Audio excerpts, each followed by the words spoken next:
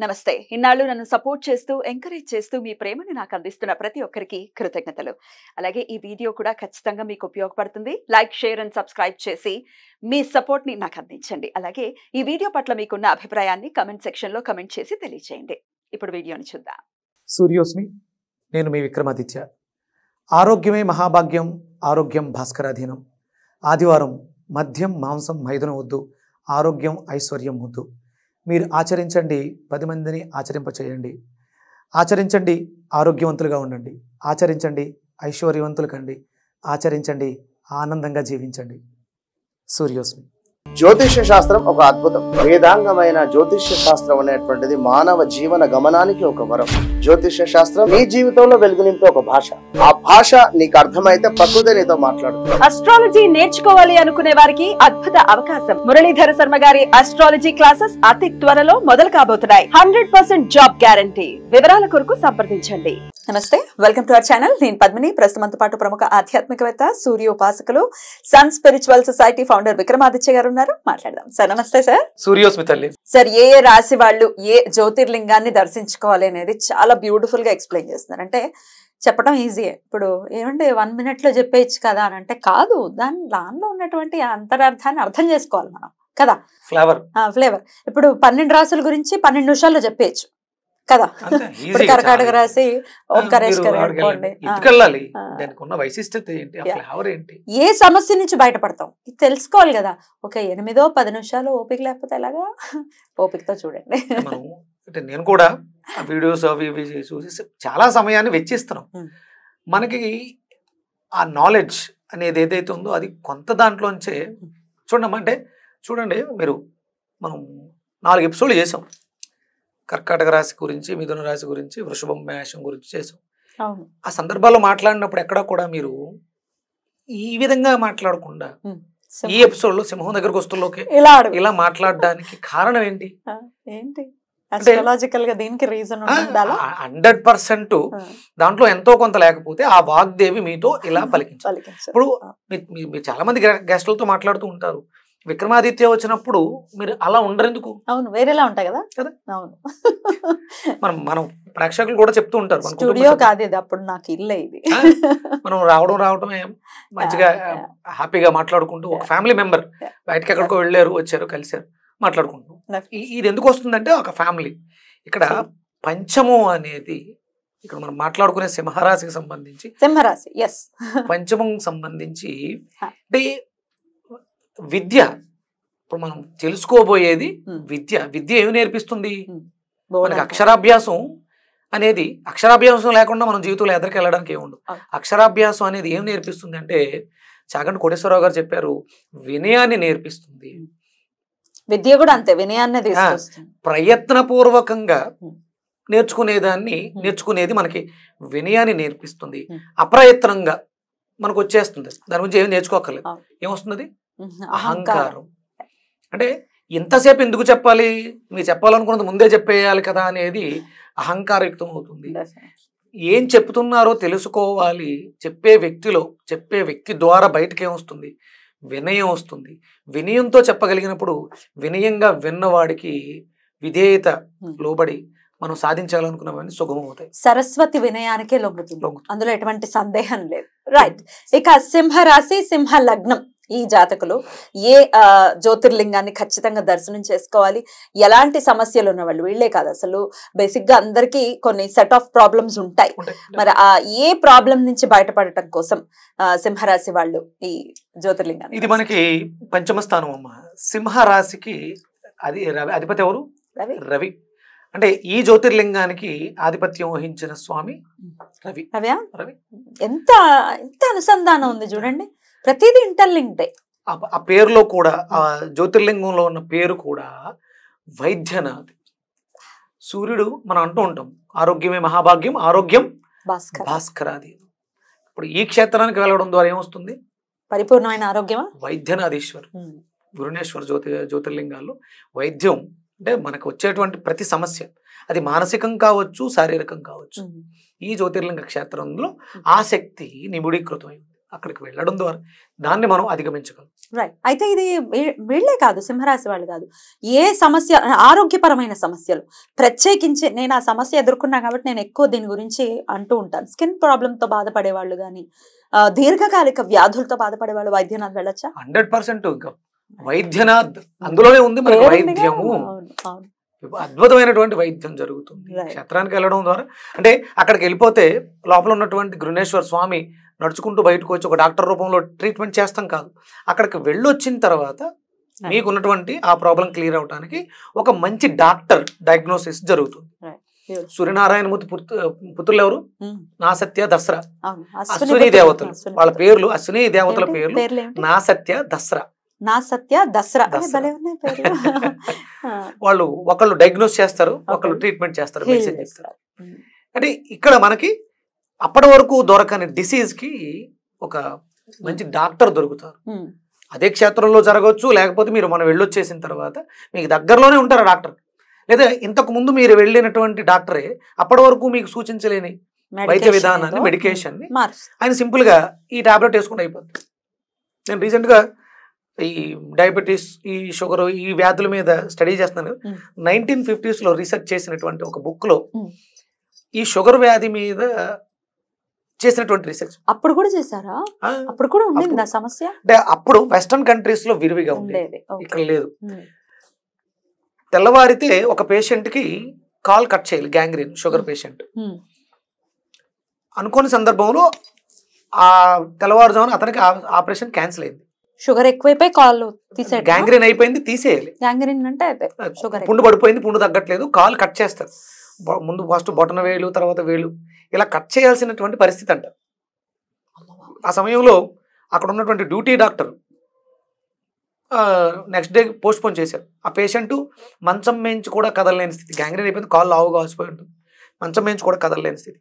ఈ డాక్టర్ ఎవరైతే సర్జరీ చేయాలో ఆయన 2 రోజులు ఆలస్యం తర్వాత నెక్స్ట్ డే, అంటే ఇది సాటర్డే సర్జరీ జరగాలి, సండే హాలిడే వచ్చింది, మండే హాస్పిటల్కి వెళ్ళి ఆ పేషెంట్ని కలవాలని చూస్తుంటే అతను శుభ్రంగా అక్కడ ఉన్నటువంటి స్టాఫ్కి హెల్ప్ చేస్తున్నాడు. ఎవరైతే కాల్ కట్ చేయించుకోవాలనుకున్నాడో అతను వాళ్ళకి హెల్ప్ చేస్తున్నాడు. మంచం దిగి కదలలేని మనిషి, సర్జరీకి వెళ్లాల్సిన మనిషి 2 రోజులు 2 days. ఏమిటి సార్ ఏం మ్యాజిక్? అదే అంటే అప్పటి వరకు డాక్టర్లకి ఆ రోజు నైట్ అతనికి ఏదో ఇబ్బంది అయితే అక్కడ ఉన్నటువంటి డ్యూటీ డాక్టర్ ఒక టాబ్లెట్ ఇస్తే 2 రోజులకి ఆ ప్రాబ్లం క్యూర్ అయిపోయింది. సర్జరీ అవసరం లేని స్థితికి వెళ్ళిపోయాడు. షుగర్ లెవెల్స్ కూడా తగ్గిపోయింది. దానికి ఉన్న మెడిసిన్ ఏంటి, డయాగ్నోస్ అయిపోయింది అంత ఈజీగా. అంటే ఇలా నేను చాలా గర్వంగా ఫీల్ అవుతాను. ఏంటంటే నేను పట్టుకున్నటువంటి భగవంతుడు అశ్విని దేవతలు, అశ్విని నక్షత్రంలో ఉన్నాను, నాకే ఎందుకు చూపించాలి? ఆ మెడిసిన్స్ నాకు చదివాను, కొన్ని బ్యాన్ చేశారు. అంటే షుగర్ ఎంత తగ్గిపోతుంది కదా, అట్లా బ్యాన్ చేయడం కూడా జరిగింది. ఓ మాఫియా దీని వెనకాల ఉందన్నమాట. మాఫియా ఉందో ఏముందో అదే ఉంది, మనం పేర్లే కానీ అంత సింపుల్ గా తగ్గుతుంది. అయితే అలోపతిలో కూడా ఉంది కానీ అది బయటకు రాదు. ఇది 1959 లో బుక్ నేను చదివింది. అంటే మనం ఈ పనులు చేయడం వల్ల, ఇలాంటి క్షేత్రాలకు వెళ్ళడం వల్ల ప్రాణాపాయ స్థితి నుంచి మనం ఒడ్డును పడడానికి మనకి దొరికే డాక్టర్లు మంచి వాళ్ళు దొరుకుతారు. ట్రీట్మెంట్ చాలా సింపుల్ గా జరిగిపోతుంది. మా బాబోయ్ అద్భుతం సార్. సో అలాగే ఈ వైద్యనాథ్ అని కూడా పిలుస్తూ ఉంటారు. ఎక్కడ సార్, ఎక్కడ ఉంది? జార్ఖండ్ అమ్మ. జార్ఖండ్ లో. బ్యూటిఫుల్, వెళ్ళాలి అయితే కంపల్సరీ. అంటే నేను చూసిన ఇందులో కొన్నే ఉన్నాయి. మనం దగ్గరగా ఉన్నటువంటి శ్రీశైలం చూస్తాము, లేకపోతే అరుణాచలం చూస్తాము, రామేశ్వరం చూసాం, ఇలా ఉన్నాయి. 12 కంపల్సరీ మన జీవిత కాలంలో చూడగలిగితే చాలా సంతోషం. ఒక్కొక్క భావం అందరికీ కదా, ఒక్కొక్కటి అవుతుంది. మన జాతిలో, మన జ్యోతిష్ శాస్త్రంలో 12 రాసులు లగ్నాన్ని పట్టుకుని ద్వితీయ స్థానం ప్రతి ఒక్కరికి. ఇప్పుడు సింహరాశి లగ్నం అనుకుంటే ద్వితీయ స్థానం ఏమవుతుంది? కన్య అవుతుంది, వాక్ స్థానం అవుతుంది. అదే ఈ సింహలగ్నం వాళ్ళ, సింహానికి కర్కాటక లగ్నం వాళ్ళు అయితే సింహం ధనస్థానం అవుతుంది, వ్యయం అవుతుంది. అంటే ప్రతి దాంట్లో కూడా మనకి సంబంధించినటువంటి ఏదో ఒకటి ఉంది. ప్రధానంగా ఇప్పుడున్నటువంటి స్థితుల్లోంచి మనం బయటపడడానికి ప్రధానంగా అందరినీ ఇబ్బంది పెట్టేది ఆరోగ్యం. కాబట్టి ఈ వైద్యనాథేశ్వర స్వామి దగ్గరికి వెళ్ళి ఆ స్వామిని దర్శించుకుని ఆ శక్తిని తెచ్చుకుని అందరూ ఆరోగ్యవంతులు కావాలని కోరుకుంటున్నాం. బ్యూటిఫుల్. మరి వెళ్ళలేకపోతున్నామండి అనుకునే వాళ్ళకి మీరు చాలా అద్భుతంగా మంత్రం కూడా చక్కగా పరిశోధన చేసి దాన్ని రాసుకుని వచ్చి మరీ చెప్తున్నారు. మీ ఇంట్రెస్ట్ కి ముందుగా కృతజ్ఞతలు సార్. అంటే కదమ్మా, ఈ క్షేత్రాల గురించి రీసెర్చ్ చేసిన ఋషి ఎవరో ఉంటారు, నాకు ఆ పేర్లు తెలియలేదు, దాని వివరం అయితే అర్థమైంది. అది ఎక్కడో ఆగిపోయింది. ఇప్పుడు మనం లక్ష్మీ కవచం ఇచ్చాం, ఇంతకు ముందు లేదా అంటే ఇంతకు ముందు ఉంది, కొన్ని సంవత్సరాల క్రితం అది ఎక్కడో పంచాంగంలో ఉండేది, అది తర్వాత బయటపడి నా దాకా వచ్చింది. మనం చెప్పిన తర్వాత ఈ లక్ష్మీ కవచం బయటకు వచ్చింది. మరి దాన్ని బయటకు తీసినటువంటి వాళ్ళని మనం స్మరించుకోకపోతే ఎట్లా, వాళ్ళ శ్రమని గుర్తించకపోతే ఎట్లా? అందుకని ఈ క్షేత్రాల గురించి రీసెర్చ్ చేసి ఆ మంత్రాలు మనము రాసింది కాదు, వాళ్ళు ఏదో రాశారు, అందింది వాళ్ళకి తెలియదు, వాళ్ళు నిగూఢంగా ఉండి నాతో నడిపిస్తున్నారేమో, నా కంట పడేలా. అంటే ఇప్పుడు విక్రమాదిత్యకి తెలిస్తే ఏ విషయం అయినా నోట్లో నువ్వు గంజి కూడా నాంది అంటారు కదా, ఆ టైప్ లో ఇలాంటి విషయాలు ఏమైనా తెలిస్తే 100% అర్జెంట్ గా మా వాళ్ళకి చెప్పేయాలి. అది ఇప్పుడు నేను మిగతా వీళ్ళు ఎవరితో కూడా పంచుకోలేదు, మన కుటుంబ సభ్యులతోటి పంచుకోగలం.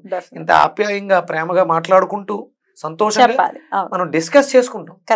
ఏదో నువ్వు క్వశ్చన్ అడిగేసో నేను చెప్పేసాను కాదు, అంటే సబ్జెక్ట్ మీద నీకు అంటే నువ్వు కూడా చాగంటి కోటేశ్వరరావు గారి శిష్యురాలు అవ్వటం, నేను ఆయన వీడియోస్ చూడడం, అనుసంధానం అవటం అనేది సింక్ ఉంది ఇద్దరికి. రైట్ సార్, మరి ఆ మంత్రం కూడా ఒక్కసారి చెప్పండి సార్. సింహరాశి వాళ్ళు ప్రత్యేకంగా చేసుకోవాల్సినటువంటి మంత్రం, అంటే ఒకవేళ వెళ్ళలేని పరిస్థితుల్లో ఉన్నాము, వెళ్ళలేకపోతున్నాం వైద్యనాథుడు దగ్గరికి, నిజంగానే ఒకవేళ తల్లిదండ్రులు వాళ్ళ పిల్లల కోసం మంచాన పడి ఒక్కొక్క సందర్భం వచ్చేస్తుంది, అలాంటిది ఎవరికి రాకూడదు, కోమాలో ఉన్నారు పిల్లలు, వాళ్ళ కోసం మరి తల్లిదండ్రులు తప్పిస్తూ ఉంటారు కదా, వారి ఆరోగ్యం కోసం మరి ఎలాంటి ఈ మంత్రం ఒక్కసారి చెప్పండి సార్. ఈ మంత్రం చాలా పవర్ఫుల్ మంత్రం అమ్మ. అంటే ఆ మంత్రాన్ని అనుసంధానం చేస్తూ ఒక రాగి గ్లాసులో వాటర్ను పెట్టుకుని ఈ మంత్రాన్ని ఉచ్చరించడం ద్వారా, అంటే ఇది ఆరోగ్యానికి సంబంధించింది కాబట్టి ఆ మంత్రాన్ని మీరు ఉచ్చరించే సమయంలో ఆ శక్తి అందులోకి ప్రవేశించి ఆ జలం తీర్థం అవుతుంది, అది ఔషధం అవుతుంది, అనారోగ్యంతో బాధపడుతున్న వాళ్ళు లేచి తిరగడానికి ఉపయోగపడుతుంది.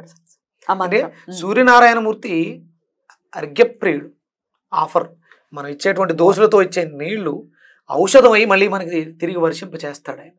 అంతటి శక్తివంతమైనటువంటి మంత్రం.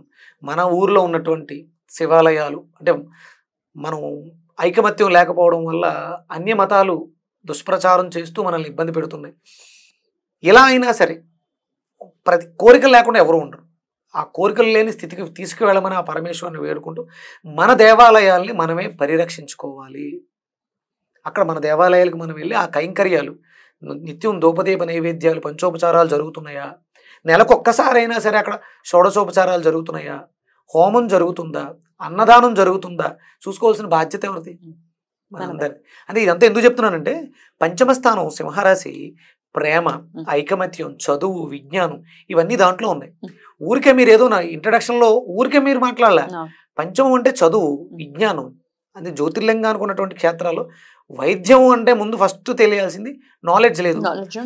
నాకు ఏం జరుగుతుంది, నా కడుపు నొప్పి వచ్చిందా, ఏంటి నాకు ఒంట్లో బాగాలేదు, ఏం బాగాలేదు, కడుపు నొప్ప, కాలు నొప్ప, తలనొప్ప, ఆ జ్ఞానాన్ని ఆ భగవంతుడు మనకి ఇస్తాడు. ఈ మంత్రాన్ని పఠించడం ద్వారా, వినిపించడం ద్వారా ఎవరైతే మంచంలో ఉండి ఇబ్బంది పడుతున్నారో, లేవలేని స్థితిలో ఉన్నారు, వాళ్ళకి ఈ మంత్రం అద్భుతంగా ఉపయోగపడుతుంది. తప్పకుండా. ఇలాపురే రమ్య విశాల కేష్మిన్ సముల్ల శాంతంచ జగద్వరేణ్యం వందే మహాధారాతర స్వభావం కృష్ణేశ్వరాఖ్యం శరణం ప్రపద్యే. ఎంత బాగుందో అసలు మంత్రం. ఆ మంత్రం అంటే దాని అర్థం తాత్పర్యం తెలిస్తే, అంటే పెద్దగా మనకంటే ఈ సంస్కృత పండితులు దాన్ని వివరించాలి. అంటే ఈ విశాల భారతదేశంలో మనల్ని, అంటే విశాలమైనటువంటి కేశాలు, జడలు కలిగిన వాడు ఈశ్వరుడు. గంగన పట్టాడంటే ఎంత విశాలం అయి ఉండాలి, అటు మనసు. అద్భుతం. ఎవడైనా పైనుంచి నీళ్ళు వేసేస్తా నుంచుంటాడు, ఎవడైనా కొడతాడు పాపం నెత్తి మీద. అంటే అక్కడ సహస్రార చక్రం. మనం ట్విన్ హార్ట్ మెడిటేషన్ లో ఈ హృదయం లౌకిక ప్రేమ, ఇది నాది, నా పిల్లలు నాది ఉంటది. సహస్రార చక్రం భగవత్ ప్రేమ, ఇది మనది, వీళ్ళందరూ నా వాళ్ళు. అంటే విశాల ప్రేమ విశాలంగా ఉంటుంది. దానికి అర్థమే విశాల కేష్మిన్, అంటే విశాలమైనటువంటి కేశాలు కడిగిన వాడా.